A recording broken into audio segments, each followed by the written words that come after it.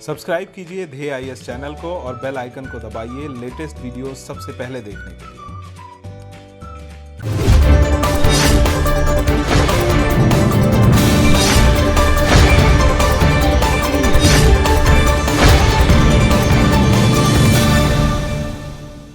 It has been 45 years now when a 21 months of emergency period began from 1975 to 1977 in India. Former Prime Minister Indira Gandhi had imposed emergency. This step suspended civil liberties and elections starting from June 25, 1975, continuing till March 21, 1977. Officially, the proclamation of emergency had been signed by President Fakhruddin Ali Ahmed in the early hours of June 26. Political leaders, activists, and trade unionists who were against the Congress party were imprisoned. The goal of the 21-month-long emergency in the country was to control internal disturbances from which the constitutional rights were suspended and freedom of speech and the press was withdrawn. Indira Gandhi defended the drastic measure in terms of national interest that was based on three grounds. First,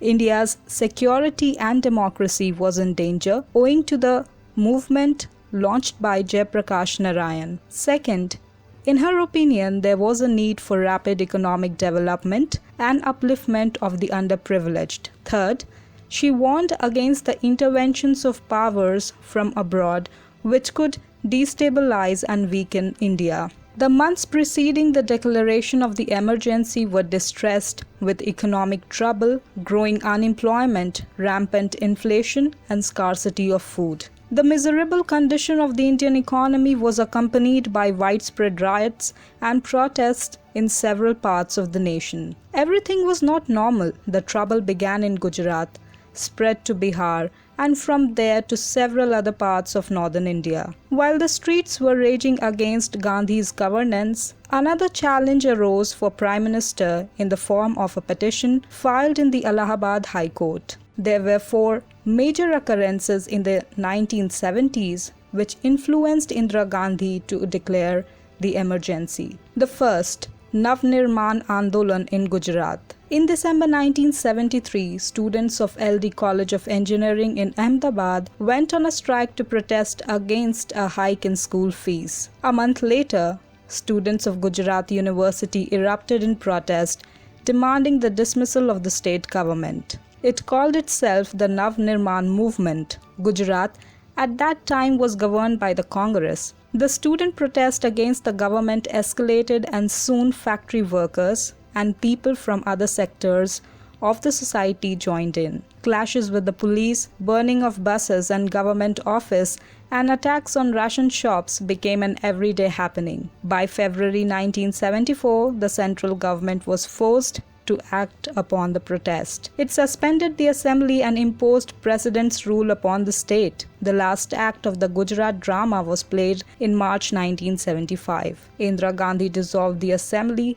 and announced fresh elections to it in June. The next reason leading to emergency was the JP movement. Following in the footsteps of Gujarat, a similar movement was launched in Bihar. Students' protest erupted in Bihar in March 1974, to which opposition's force lent their strength. First, it was soon headed by 71-year-old freedom fighter Jayaprakash Narayan. Second, in the case of Bihar, Indira Gandhi did not concede to the suspension of the assembly. However, the JP movement or the Jayaprakash movement was significant in determining her to declare emergency. Jayaprakash was a freedom fighter known for his selfless activism since the days of nationalist movement. His entry gave the struggle a great boost. His entry led to the change in the name of the movement from Bihar Movement to becoming the JP Movement. He motivated the students to boycott classes and work towards raising the collective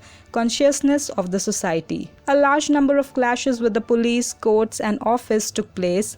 Schools and colleges were shut down. A large procession led by JP in June 1974 through the streets of Patna concluded in a call for total revolution. He demanded the dissolution of the state government, but it wasn't accepted. Further, he toured across large parts of northern India, drawing students, traders, and sections of the intelligentsia towards his movement. Indira Gandhi criticized the JP movement and challenged him to face her in the general elections of March 1976. While Jayaprakash accepted the challenge and formed the National Coordination Committee for this purpose, Gandhi soon imposed the emergency. The third in the list is the railways protest. The country was paralyzed by a railway strike led by socialist leader George Fernandez. Lasting for 3 weeks, in May 1974, the strike resulted in the halt of movement of goods and people. Gandhi's government